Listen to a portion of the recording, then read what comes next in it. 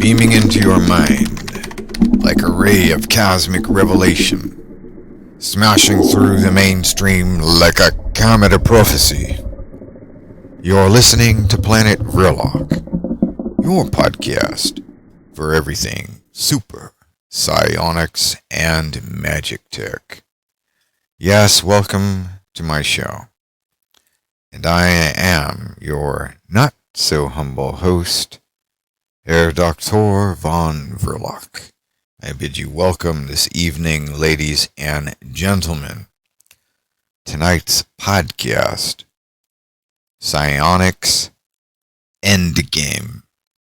Well, I hope you don't mind if I simply speak plainly this evening. I'm going to tone down the theatrics a bit and just speak plainly to my audience. So, without further ado, let us begin. Well, there are so many areas to cover. I will try to keep solid my message tonight. The Psionics Endgame. Before we dive into that, let me recap over some of the things I've said about artificial intelligence, new emerging technologies, and how psionics fits into all of this. So to explain, first of all, the concept of telemechanics, which is outlined and detailed in my book, The Wondrous Wheel, VPG3, part of the Vrilock Trio, The Metaphysics of Self-Mastery, The Miraculous Prayer Board, and the final book in that series, The Wondrous Wheel. Telemechanics is something that's been with me since I was maybe 6 or 7 years old. And I discovered it because I was a tinkerer. I would take apart the phone in the house, radios, and eventually I made my way to my father's television, which got me into a whole lot of trouble. But as I grew and the world of weird and the mysterious grew with me, the paranormal was knocking on my door. I wasn't chasing after it. I turned around and decided to pursue the world of weird, because that's basically the same way we deal with things in school. If you're harassed by a bully, you turn around and you go after the bully and you show them who's boss. And that's essentially, long story short, that's how I came into psionics. It began with the paranormal harassment and shaking my world around, and I turned around and I said, I'm going to face this, and then now I'm going to master it. So, at length, probably the biggest success I've ever had with telemechanics is where I placed my mind into 3 different gadgets. I had an iPad, I had a PC tablet, and an Android tablet. I think I also had an iPhone, but it was with those 3 devices I mentioned where I found I could look at the device and think at it and command the on-screen keyboard to pop up. I did this about 11, maybe 14 times at the most, and the talent sort of, wears out after doing this a few days. I think there's something, maybe a disbelief kind of switch in the brain or in the subconscious mind that sort of cuts that off. That's why I have talked about this extensively in my club about tackling the relationship between these small brain in the back of the head and the larger brain towards the front of the head, rather than really looking at the brain in the typical model of left brain versus right brain. It's more of a forward brain and backward brain model in my work. So when it comes to something remote, like a satellite system, that's incredibly difficult to project the mind out and make some kind of actual physical change, like bringing up an on-screen keyboard or making the electrons go in a direction opposite of what they're supposed to be going in. It's called micro psychokinesis, and that's the easier psychokinesis versus the macro psychokinesis, which would be moving objects with the mind or with the will. And when we're younger, we do have a significant amount of extra energy to work with. So when I speak to the public about using psionics, the will of the mind, to interface with technology that's out there, I'm not speaking about making actual physical changes to those technologies. So some people had contacted me and misunderstood what I was saying in my previous podcast about emerging technologies and artificial intelligence. I'm simply telling you where we can go by being creative. And don't forget, I'm going to get to the Psionics Endgame pretty soon. So here is how it ordinarily works. Getting out of the area of telemechanics, now we're going to talk about psionics and technology. How these two ride in parallel. Alright, so maybe you don't have a lot of money to spend on a wishing machine or some of the really nice radionic boxes. I know there's one fella out of Greece who makes some really, really nice radionic boxes. I mean, they're beautiful. Beautiful. He even shows you what's under the hood, all the components. Well, if you can't afford these kinds of devices, it's not the end of the world. There's really only a few things that you need. One, and this is a real must, a handheld flashlight that you reserve as your psionic flashlight. That becomes your hand transmitter, aka your magic wand, so to speak. The energy from your hand, from your thoughts, is carried out by the light beam of that flashlight. The next thing you need is an analog radio. Why? Well, an analog radio is an electronic amplifier, and you have an antenna that you can work with. So, let me walk you through that.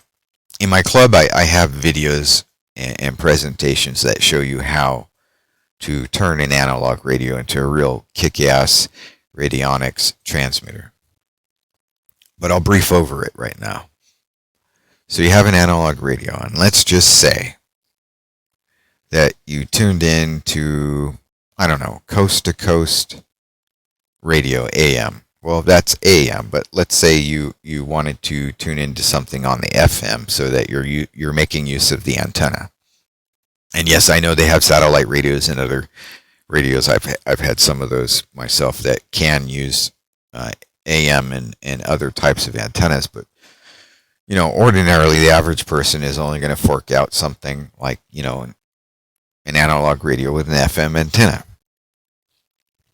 So you tune into your favorite rock station or hip-hop or techno or classical radio, country, western, whatever it is on the FM frequencies. All right, so now you have that station and the antenna, and that is amplifying whatever is being played over that radio station. Those who are more sensitive to these things can pick up all manner of stuff. Now let's say you plug in a pair of earbuds to the audio output of that radio, except that instead of earbuds on the end, you have already clipped off the earbuds and you attach some alligator clips to a sheet of foil or a copper plate, and that's going to be your magical witness sample or output.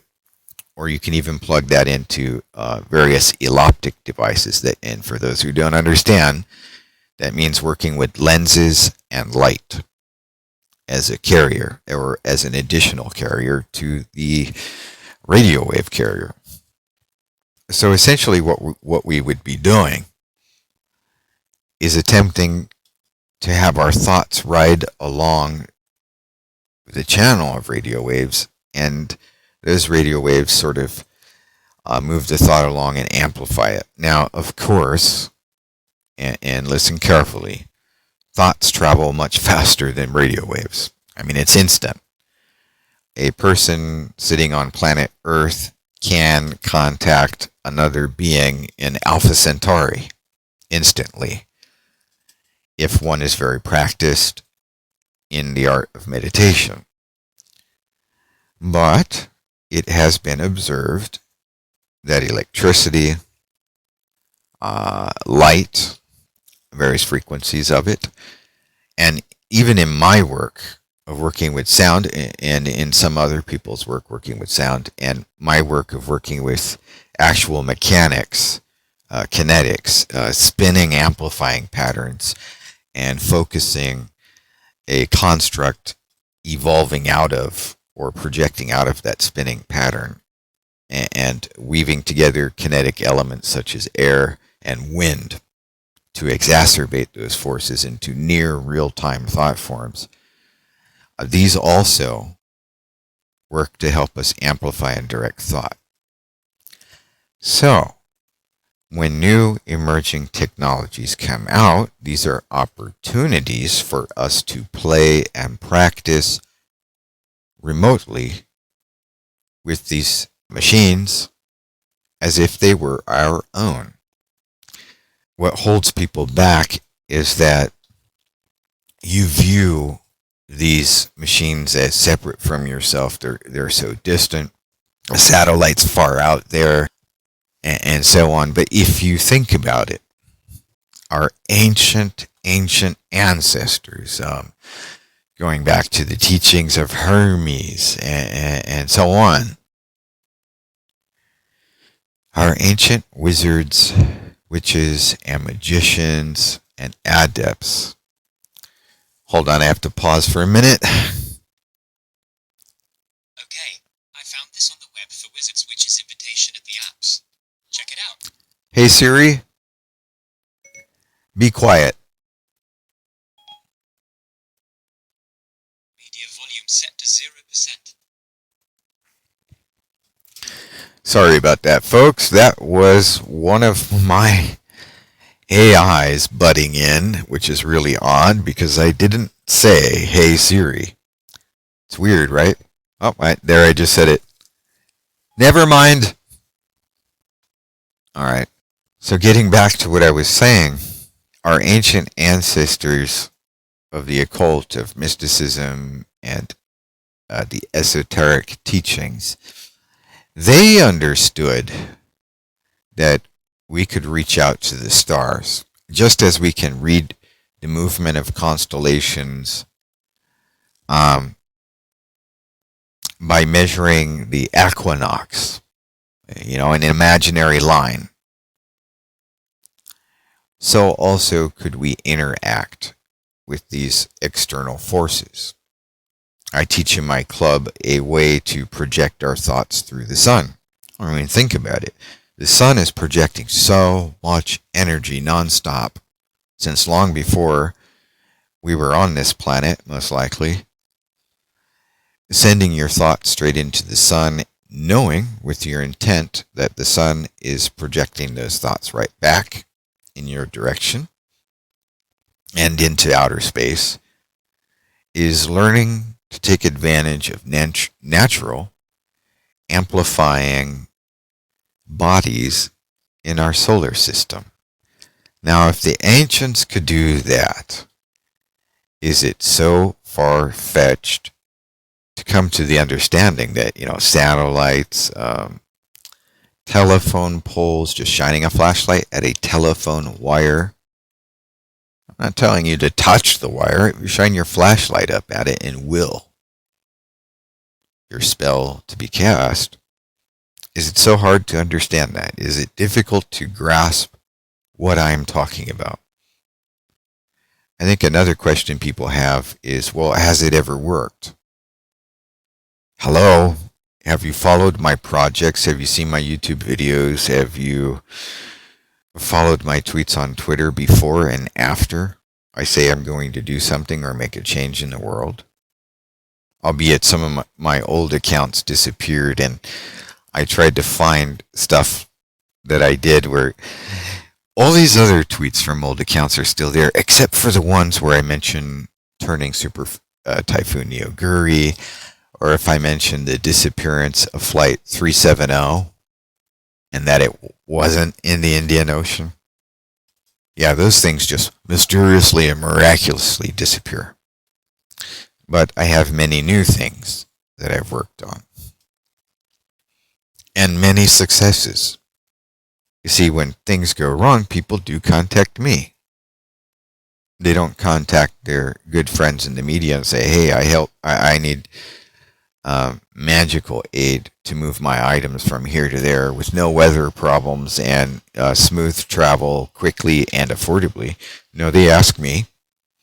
It's all privately done. I mean, these are things that work, that I do, and I'm sharing this knowledge with you because you're going to need this knowledge. I'm not going to live forever. Why should I keep it all to myself? Now, I hope that sort of wraps up what I was saying about new emerging technologies and psionics, how our relationship works with these technologies. A lot of people think in too technical of terms. For instance, I have some people contact me and say, well, if I do as you do and plug my helmet cable into a smartphone audio jack, do I have to turn the volume up or have some application running working through that electrical port in order to interface with my phone via my helmet to do certain things?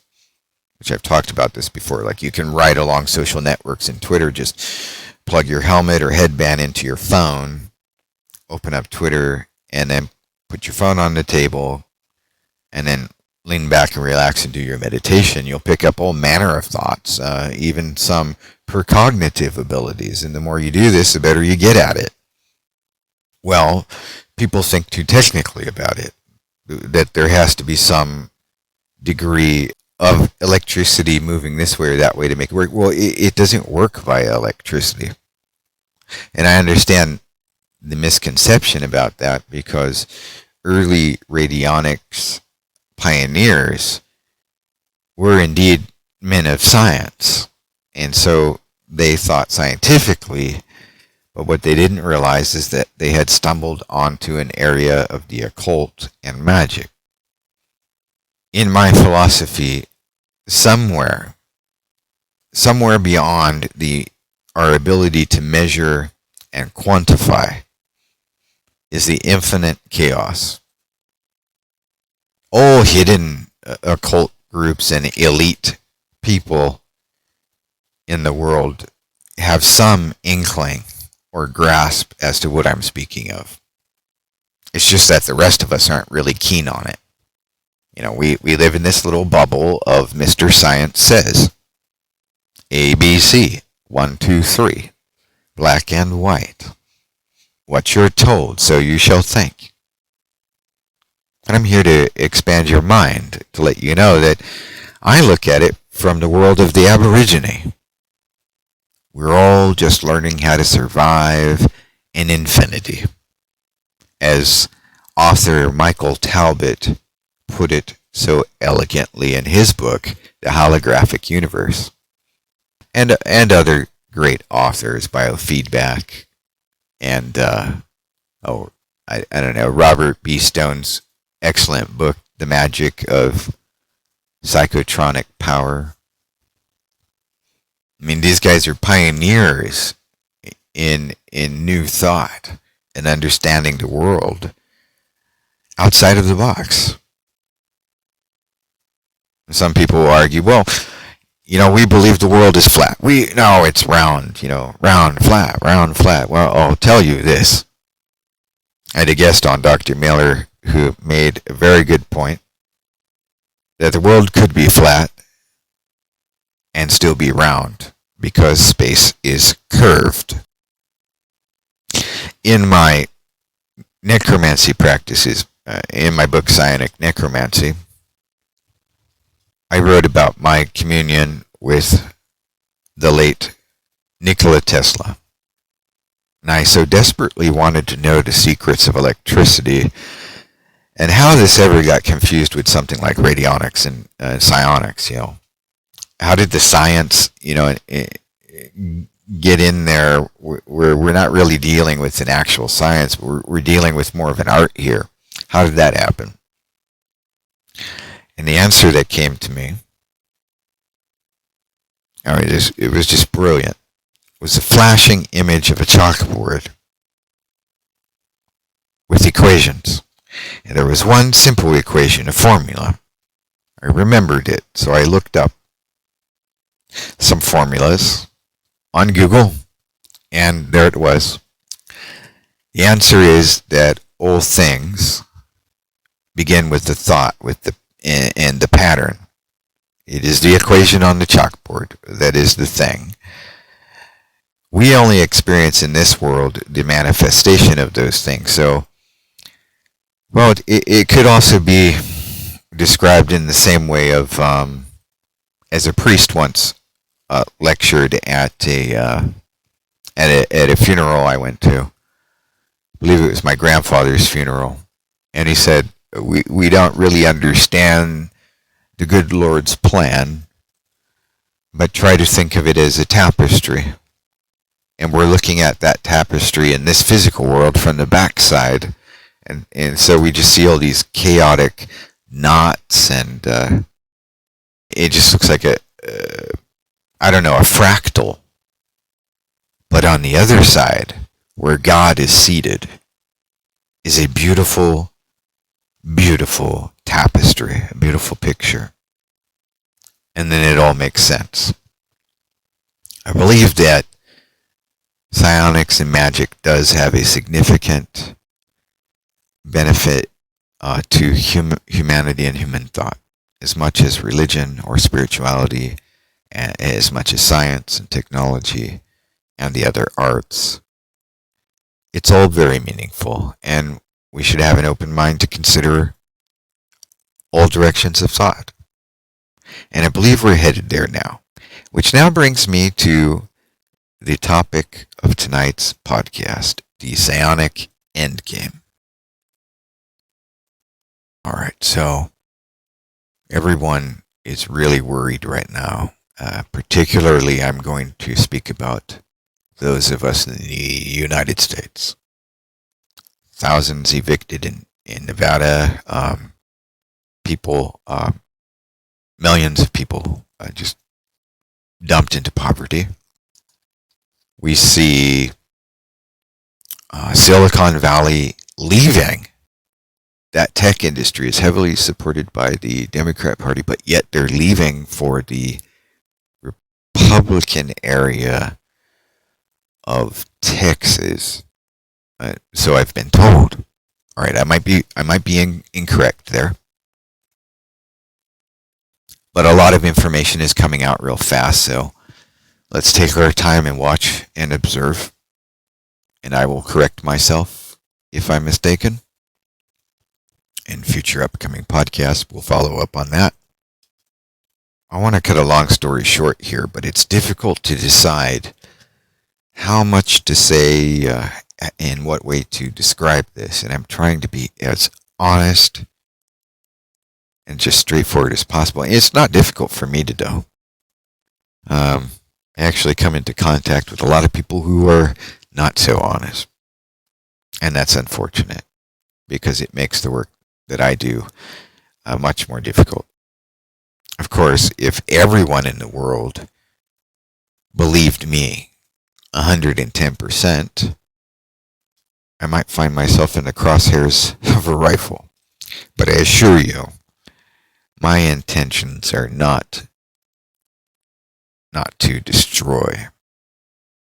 Rather, I have hope, and I want to share that with you now.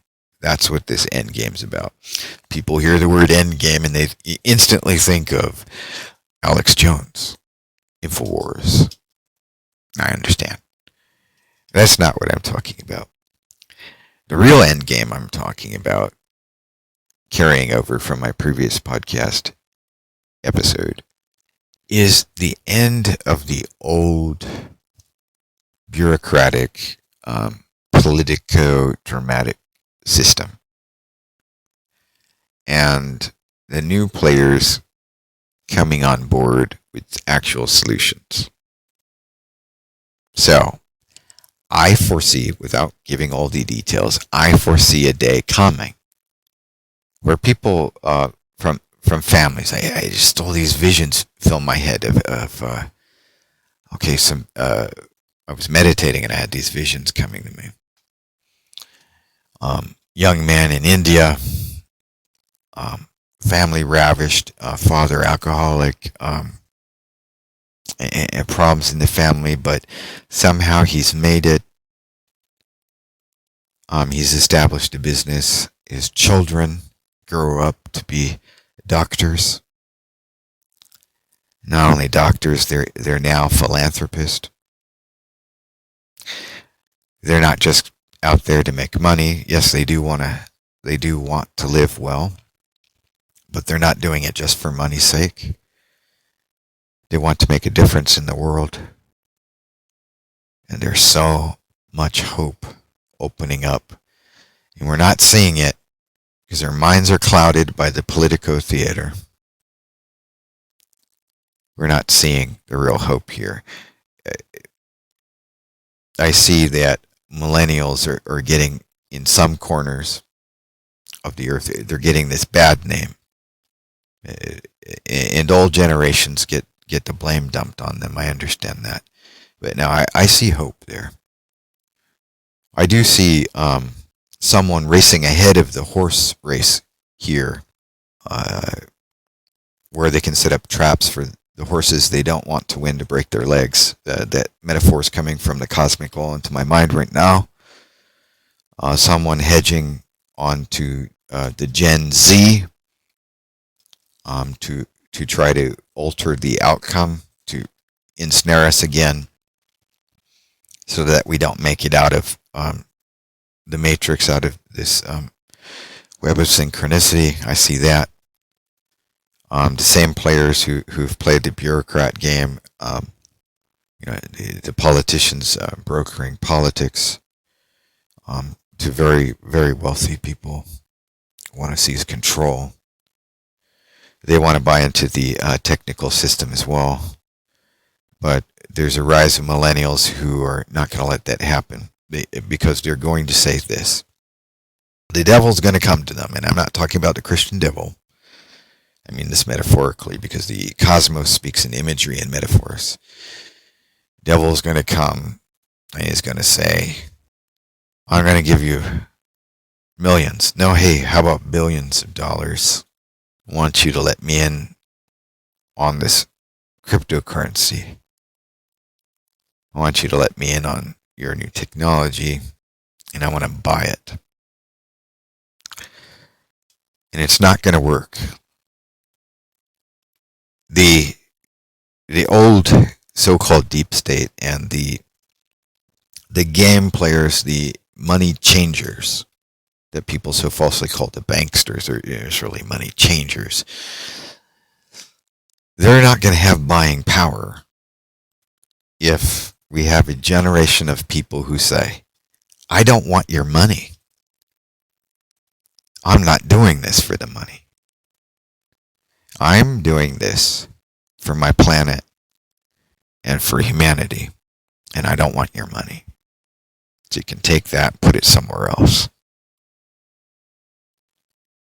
That's really the beginning of the end game, and that's what changes us for this future, where we're going to have a Star Trek generation.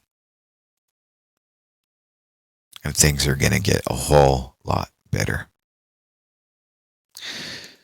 that's the choice that those of you now who have become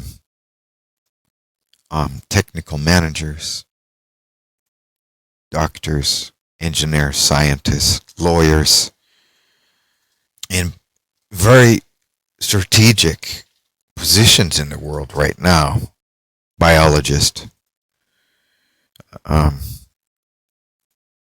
basically you are the new technocrats of the future.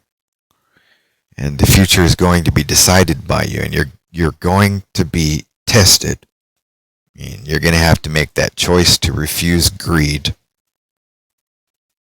And if you do well, come out of this heroically, as not to be champions, but to share alike the result of freeing humanity from an old system. Then you're going to be the heroes of the future. You're going to be the hero of your own story. I believe that phrase, I should give credit where credit's due, that phrase was first used by Rich Schefren. Be the hero of your own story. And so now is your time to do that. This is the Psionic Endgame. So if you're using psionics and you want to influence the world, tune into the planet Earth and ask for help and push the issues that you think are really important. And I think enough people are sensitive out there, sensitive enough, that they will pick up on what you're transmitting, and they're going to do their best to change the world for the better. Maybe I'm being overly optimistic. Well, call it a new improvement, maybe. But we all have a spirit, we all have a soul. This is mine. So good luck, And if any of my books can help us reach this goal, I think my knowledge can. And my experiences, combined with your practices, there you have wisdom, or you shall attain wisdom in the process of your journey. You can't buy wisdom. Or if my club can help you, then please indulge. Of course, you must understand that those who have always been in power also realize the potential for change and the potential for powers to shift in the world. I believe that we will eventually accomplish what is known, or what will be known as, self-sovereignty, or individual self-sovereignty. And we will have a very international world, and there will no longer be any need or desire to have these borders between us. And I think that's really always been the real problem. It's always about walls. But with those of us who have the vision, we can see through it. Thank you for joining me tonight on Planet Vrilock. And until next time, as always, keep the magic high. This is Tom Vrilock, signing out.